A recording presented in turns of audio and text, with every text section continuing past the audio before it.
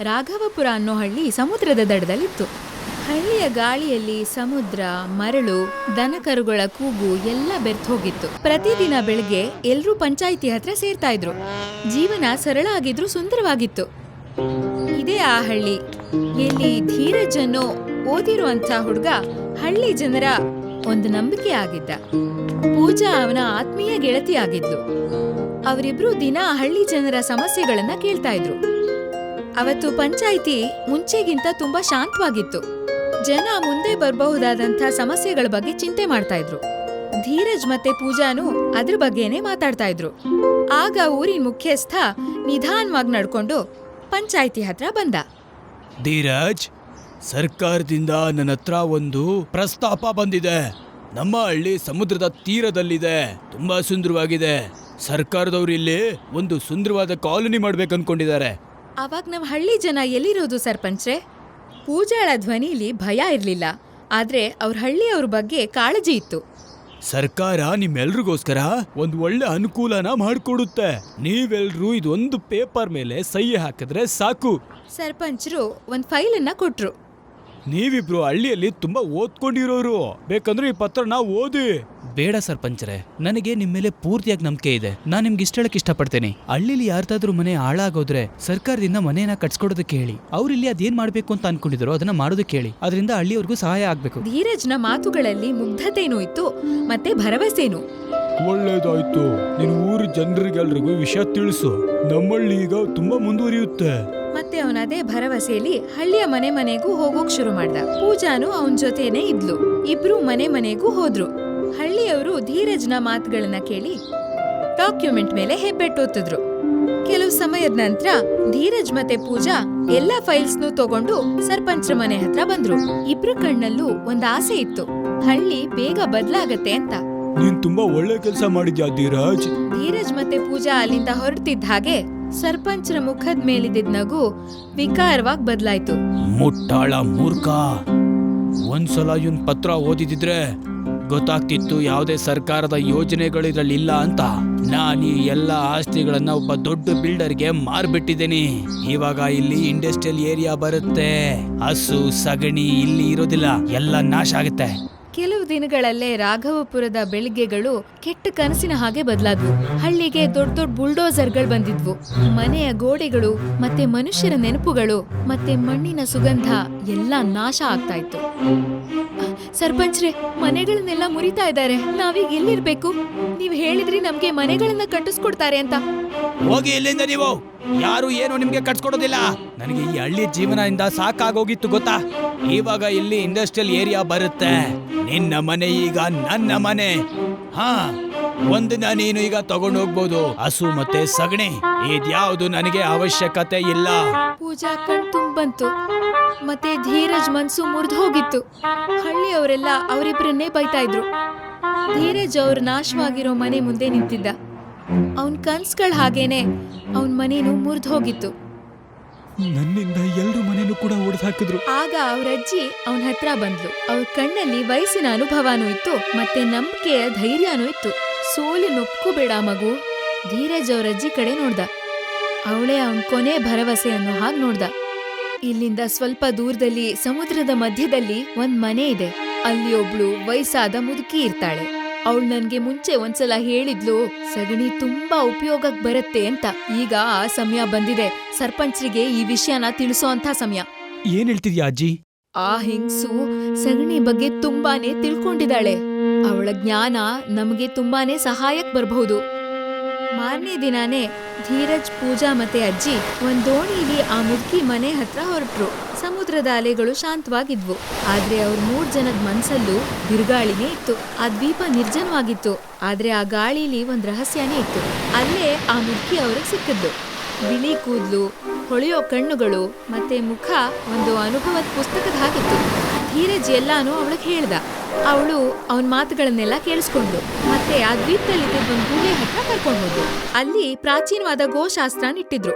ಅದರಲ್ಲಿ ಸಗಣಿನ ಬಳಸೋದ್ ಹೇಗೆ, ಅದರಲ್ಲಿ ಔಷಧಿಗಳನ್ನ ತಯಾರಿಸೋದ್ ಹೇಗೆ ಅಂತೆಲ್ಲ ಬರ್ದಿತ್ತು. ಅವಳು ಹೇಳಿದ್ಲು, ಈ ಗೊಬ್ಬರದಿಂದ ಬರೀ ಇಂಧನ ಅಷ್ಟೇ ಅಲ್ಲ, ಇನ್ನೂ ಸಾಕಷ್ಟು ಉಪಯೋಗಗಳ ಆಗತ್ತೆ ಅಂತ. ಧೀರಜ್ ಬಯೋಗ್ಯಾಸ್ ಹೇಗ್ ಮಾಡೋದು ಅಂತ ಕಲ್ತ್ಕೊಂಡ.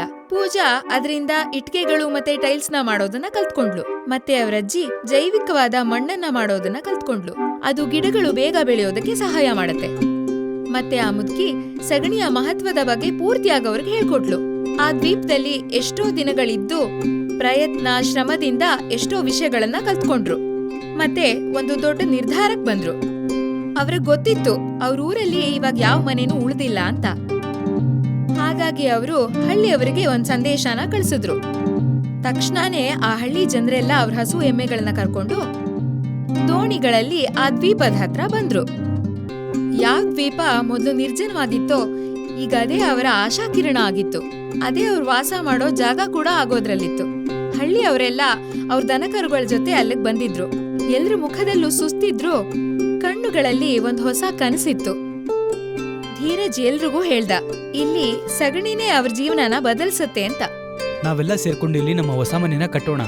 ಕಳ್ಕೊಂಡಿರೋದನ್ನ ನಾವ್ ಈಗ್ಲೇ ಪಡ್ಕೋಬೇಕು. ಆಗಿಂದ ನಿಜವಾದ ಕೆಲ್ಸ ಶುರುವಾಯ್ತು. ಹಸು ಎಮ್ಮೆಗಳಿಂದ ಸಿಗೋಂತ ಸಗಣಿನ ಒಣಗ್ಸಿದ್ರು. ಆ ಹೆಂಗ್ಸು ಹೇಳ್ಕೊಟ್ಟಿದ್ದಂಥ ಟೆಕ್ನಿಕ್ಸ್ ಅನ್ನ ಅದ್ರ ಜೊತೆ ಸೇರ್ಸಿದ್ರು. ಧೀರಜ್ ಗೋಡೆಗಳನ್ನ ತಯಾರ್ ಮಾಡ್ತಾ ಇದ್ದ. ಪೂಜಾ ಅದ್ರ ಮೇಲೆ ಲೇಪಾನ ಹಾಕ್ತಾ ಇದ್ಲು. ಹಳ್ಳಿಯವರೆಲ್ಲ ಸೇರ್ಕೊಂಡು ಮೇಲ್ಗಡೆ ಹುಲ್ಲನ್ನ ಹಾಕ್ತಾ ಇದ್ರು. ಕೆಲವೇ ದಿನಗಳಲ್ಲಿ ಸಗಣಿಯಿಂದ ಮಾಡಿದ ಇಟ್ಕೆಗಳಿಂದ ಮನೆಗಳು ತಯಾರಾದ್ವು. ಅದು ಮಜಬೂತಾಗೂ ಇತ್ತು ಮತ್ತೆ ಸುಂದರವಾಗೂ ಇತ್ತು. ಅದನ್ ನೋಡಿದ್ರೆ ಅದು ಗೊಬ್ಬರದಿಂದ ಕಟ್ಟಿರೋದು ಅಂತ ಗೊತ್ತೇ ಆಗ್ತಾ ಇರ್ಲಿಲ್ಲ. ಈ ಮನೆಗಳಿಗೆ ಪ್ರಾಕೃತಿಕ ಬಣ್ಣಗಳಿಂದ ಅಲಂಕಾರನೂ ಮಾಡಿದ್ರು. ಮನೆಯೆಲ್ಲ ತಣ್ಣಗಿರ್ತಾ ಇತ್ತು, ನೋಡೋದಕ್ಕೂ ಸುಂದರವಾಗಿರ್ತಾ ಇತ್ತು. ಮತ್ತೆ ಒಳಗಡೆ ಒಂದೊಳ್ಳೆ ಪರಿಮಳ ಬರ್ತಾ ಇತ್ತು. ನನಗ್ ನಂಬಿಕೆನೇ ಬರ್ತಾ ಇಲ್ಲ, ನಾವೆಲ್ಲರೂ ಸೇರ್ಕೊಂಡು ನಾವು ಸಗಣಿಯಿಂದ ಒಂದ್ ಹಳ್ಳಿನೇ ಕಟ್ಬಿಟ್ವಿ ಅಂತ. ಈಗ ನಮ್ಮನ್ನ ಯಾರು ಕೂಡ ನಮ್ಮ ಮನೆಯಿಂದ ಹೊರಗಡೆ ಹಾಕೋಕ್ಕಾಗಲ್ಲ. ಇದೆಲ್ಲ ಅಜ್ಜಿ ಆಶೀರ್ವಾದದಿಂದ. ಅಜ್ಜಿ ನಗಕ್ ಶುರು ಮಾಡಿದ್ರು. ಅವ್ರ ನಗುವಲ್ಲಿ ಒಂದ್ ಗರ್ವ ಇತ್ತು, ಮತ್ತೆ ಅವ್ರ ಅನುಭವದ ಒಂದು ಸಿಹಿನೂ ಇತ್ತು. ಮಗು, ಗೊಬ್ಬರದಲ್ಲಿ ಮಣ್ಣಿಗೆ ಜೀವ ಕೊಡೋಂಥ ತಾಕತ್ತಿರುತ್ತೆ. ಈ ಸಗಣಿ ಯಾವತ್ತೂ ನಮ್ಗೆ ಉಪಯೋಗಕ್ಕೆ ಬರದೇ ಇರಲ್ಲ. ಯಾವ್ದನ್ ಜನ ಕಸ ಅನ್ಕೋತಾರೋ ಅದೇ ಭೂಮಿಯ ಒಂದು ದೊಡ್ಡ ಖಜಾನೆ. ಮತ್ತೆ ನೆನ್ಪಿಟ್ಕೋ, ಸಗಣಿ ಬರೀ ಮನೇನಷ್ಟೇ ಅಲ್ಲ, ಹಣೆ ಬರಹಾನೆ ಬದಲಾಯಿಸ್ಬಿಡತ್ತೆ. ಧೀರಜ್ ಸಗಣಿಯಿಂದ ಪ್ರಾಕೃತಿಕವಾದ ಬೀಜಗಳನ್ನ ತಯಾರು ಮಾಡ್ದ. ಮತ್ತೆ ಹಳ್ಳಿಯವರು ಗದ್ದೆಗಳನ್ನ ಉಳೋದಕ್ಕೆ ಶುರು ಮಾಡಿದ್ರು. ಜೈವಿಕ ಮಣ್ಣು ಚಮತ್ಕಾರನೇ ಶುರು ಮಾಡ್ತು. ಎಲ್ಲಾ ಜಾಗಗಳು ಹಸಿರಿನಿಂದ ತುಂಬೋಯ್ತು. ಬಹಳ ಬೇಗ ಇಡೀ ದ್ವೀಪದಲ್ಲಿ ಒಂದು ಸುಂದರವಾದ ಜೀವಂತವಾದ ಹಳ್ಳಿ ಸೃಷ್ಟಿಯಾಯ್ತು. ಜನರೆಲ್ಲ ಇದಕ್ಕೆ ಒಂದ್ ಹೆಸರಿಟ್ರು, ಗೋಬರಪುರ ಮತ್ತೆ ದ್ವೀಪದ ಹಳ್ಳಿ ಅಂತ. ಆ ಕಡೆ ಊರಿನಲ್ಲಿ ಸರ್ಪಂಚನ ಫ್ಯಾಕ್ಟರಿಗಳು ಹುಟ್ಕೊಂಡಿದ್ವು. ಆದ್ರೆ ಇದ್ದಕ್ಕಿದ್ದ ಹಾಗೆ ಇಂಡಸ್ಟ್ರಿಯಲ್ ಕೆಮಿಕಲ್ಸ್ ಇಂದ ಕುಡಿಯೋ ನೀರು ಕಲುಷಿತ ಆಗಿ ವಿಷಪೂರಿತ ಆಯ್ತು. ಎಲೆಕ್ಟ್ರಿಕಲ್ ಲೈನ್ಸ್ ಆಗಾಗ ಕೆಳಗ್ ಬೀಳ್ತಾ ಇತ್ತು. ಬೆಳೆಗಳೆಲ್ಲ ನಾಶ ಆಗ್ತಾ ಇದ್ವು. ಮತ್ತೆ ಗದ್ದೆಗಳಲ್ಲಿ ಕೆಟ್ಟ ವಾಸನೆ ಶುರುವಾಯ್ತು. ಎಲ್ಲದಕ್ಕಿಂತ ದೊಡ್ಡ ಅನಾಹುತ ಯಾವಾಗಾಯ್ತು ಅಂದ್ರೆ, ಒಂದು ಫ್ಯಾಕ್ಟರಿಯಲ್ಲಿ ಡೇಂಜರಸ್ ಆದ ಗ್ಯಾಸು ಲೀಕ್ ಆದಾಗ ಇಡೀ ಫ್ಯಾಕ್ಟರಿ ಮುಚ್ಚಿ ಹೋಗುವಂತ ಪರಿಸ್ಥಿತಿ ಬಂತು. ಸರ್ಪಂಚರ ಹತ್ರ ಇವಾಗ ಯಾವ ದಾರಿನೂ ಉಳಿದಿರ್ಲಿಲ್ಲ. ಈ ಗ್ಯಾಸ್ನ ನಿಲ್ಸೋದಕ್ಕೆ ನಮ್ಗೆ ಬೇಕಾಗಿರೋದು ಒಂದೇ ಒಂದು ಜೈವಿಕ ಮಣ್ಣು ಬೇಕಾಗತ್ತೆ. ಅದು ಈ ಕೆಮಿಕಲ್ ಅನ್ನ ನಾಶ ಮಾಡುತ್ತೆ. ಸರ್ಪಂಚರಿಗೆ ಕೈಕಾಲು ನಡ್ಗೋಕ್ ಶುರುವಾಯ್ತು. ಅವ್ರಿಗೆ ತಕ್ಷಣ ನೆನಪಿಗೆ ಬಂತು, ಈ ತರ ಮಣ್ಣು ಒಂದೇ ಕಡೆ ಇರೋದು ಅಂತ. ಆ ದ್ವೀಪದಲ್ಲಿ ಅಂತ ಎಲ್ಲಿ ಧೀರಜ್ ಗೊಬ್ಬರದಿಂದ ಒಂದು ಚಮತ್ಕಾರಿ ಮಿಶ್ರಣವನ್ನ ತಯಾರು ಮಾಡಿದ್ನೋ ಅಲ್ಲಿ. ಬೇರೆ ದಾರಿ ಇಲ್ದೆ ಸರ್ಪಂಚ ಆ ಹಳ್ಳಿಗೆ ಹೊರಟ. ಅವ್ನು ಮೊದಲನೇ ಸಲ ಆ ದ್ವೀಪಕ್ಕೆ ಕಾಲಿಡ್ತಾ ಇದ್ದ. ಅವನಿಗೆ ಮೊದಲನೇ ಸಲ ಅನುಭವಕ್ ಬಂತು, ಯಾರನ್ನ ಅವನ್ ತಮಾಷೆ ಮಾಡ್ತಾ ಇದ್ನೋ ಅವ್ರಿಗೆ ಅಸಲಿ ತಾಕತ್ತಿತ್ತು ಅಂತ. ಹಳ್ಳಿಯವರು ಅವನನ್ನ ಸ್ವಾಗತಿಸ್ಲಿಲ್ಲ. ಆದ್ರೆ ಧೀರಜ್ ಅವರ ಅಜ್ಜಿ ಅವನ್ ಮುಂದೆ ಬಂದು ಮಾತಾಡಿದ್ಲು. ಆ ಹಳ್ಳಿನೂ ನಮ್ದೇನೆ, ಮತ್ತೆ ನಮ್ಮ ಹಳ್ಳಿನ ನಾವ್ಯಾವತ್ತೂ ತೊಂದರೆಗೆ ಸಿಕ್ಕಾಕ್ಸಲ್ಲ. ಅಜ್ಜಿ ಮಾತು ಕೇಳಿ ಹಳ್ಳಿಯವರೆಲ್ಲ ತಯಾರಾಗ್ಬಿಟ್ರು. ಅವರು ಗೊಬ್ಬರದ ಮಣ್ಣು ಮತ್ತೆ ಜೈವಿಕ ಮಣ್ಣು ಎಲ್ಲ ಸೇರಿಸಿ ಬಯೋ ಎನರ್ಜಿ ತಯಾರು ಮಾಡಿದ್ರು. ಎಲ್ರೂ ದೋಣಿಗಳಲ್ಲಿ ಕೂತ್ಕೊಂಡು ಫ್ಯಾಕ್ಟ್ರಿ ಕಡೆ ಹೊರಟ್ರು. ಹಳ್ಳಿಯವರೆಲ್ಲ ಸೇರ್ಕೊಂಡು ಆ ಫ್ಯಾಕ್ಟ್ರಿ ಹತ್ರ ಅದ್ರ ಪ್ರಯೋಗನ ಮಾಡಿದ್ರು. ಕೆಲವೇ ನಿಮಿಷದಲ್ಲಿ ಆ ವಿಷಾನಿಲದ ಪ್ರಭಾವ ಕಡಿಮೆ ಆಗ್ತಾ ಹೋಯ್ತು. ಫ್ಯಾಕ್ಟ್ರಿ ಸೈರನ್ನು ಹೊಡ್ಕೊಳ್ಳೋದು ನಿಲ್ಲಿಸ್ತು. ಮತ್ತೆ ಸಾವಿರಾರು ಜನರ ಪ್ರಾಣ ಉಳಿದೋಯ್ತು. ಸರ್ಪಂಚ ನಾಚಿಕೆಯಿಂದ ಅಲ್ಲೇ ತಲೆ ತಗ್ಗಿಸ್ದ. ನಾನು ತುಂಬಾ ದೊಡ್ಡ ತಪ್ಪು ಮಾಡ್ಬಿಟ್ಟೆ, ನನ್ನ ಕ್ಷಮಿಸ್ಬಿಡಿ. ನಮ್ಗೆ ನಿನ್ ಮೇಲೆ ಯಾವ ಸಿಟ್ಟು ಇಲ್ಲ. ಏನೇ ಆದ್ರೂ ಅದು ಒಳ್ಳೇದಕ್ಕೆ ಆಗತ್ತೆ.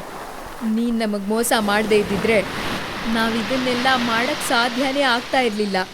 ಸರ್ಪಂಚ ತಲೆ ತಗ್ಗಿಸ್ಕೊಂಡು ಅವನ ಹಳ್ಳಿಗೆ ಹೋದ ಮತ್ತೆ ಫ್ಯಾಕ್ಟ್ರಿನ ಬಂದ್ ಮಾಡ್ದ. ಹಳ್ಳಿಯವ್ರ ಡಾಕ್ಯುಮೆಂಟ್ಸ್ನೆಲ್ಲ ವಾಪಸ್ ಕೊಟ್ಟ. ಆದ್ರೆ ಈಗ ಯಾರು ಆ ಹಳ್ಳಿಗೆ ಮತ್ತೆ ವಾಪಸ್ ಹೋಗಕ್ಕೆ ತಯಾರಿರ್ಲಿಲ್ಲ. ಅವರ ಹೊಸ ಮನೆ ಈಗ ಈ ದ್ವೀಪನೇ ಆಗಿತ್ತು. ಸಗಣಿಯಿಂದ ಮಾಡಿದ್ರು ಆ ಮನೆಗಳು ಕಲ್ಲಿಗಿಂತಾನು ಗಟ್ಟಿಯಾಗಿದ್ವು. ಇವಾಗಿದು ಬರೀ ಒಂದ್ ಹಳ್ಳಿ ಆಗಿರ್ಲಿಲ್ಲ, ಇದು ಜ್ಞಾನ, ಶ್ರಮ ಮತ್ತೆ ಪ್ರಕೃತಿಯ ಶಕ್ತಿಗಳ ಒಂದು ಜೀವಂತ ಉದಾಹರಣೆ ಆಗಿತ್ತು. ಸರ್ಕಾರ ಇಲ್ಲಿ ಒಂದು ರಿಸರ್ಚ್ ಸೆಂಟರ್ನ ಓಪನ್ ಮಾಡ್ತು. ವಿಜ್ಞಾನಿಗಳು ಗೋಪರ್ಪುರದ ಟೆಕ್ನಿಕ್ಸ್ ಅನ್ನ ಕಲ್ತ್ಕೊಳ್ಳೋದಕ್ಕೆ ಅಲ್ಲಿಗೆ ಬರೋಕ್ ಶುರು ಮಾಡಿದ್ರು. ಯಾವ್ದನ್ನ ಜನ ಅಪಹಾಸ್ಯ ಮಾಡ್ತಾ ಇದ್ರೋ ಅದೇ 2 ಹಳ್ಳಿಗಳ ಹಣೆ ಬರಹನೇ ಬದಲಾಯಿಸ್ಬಿಡ್ತು.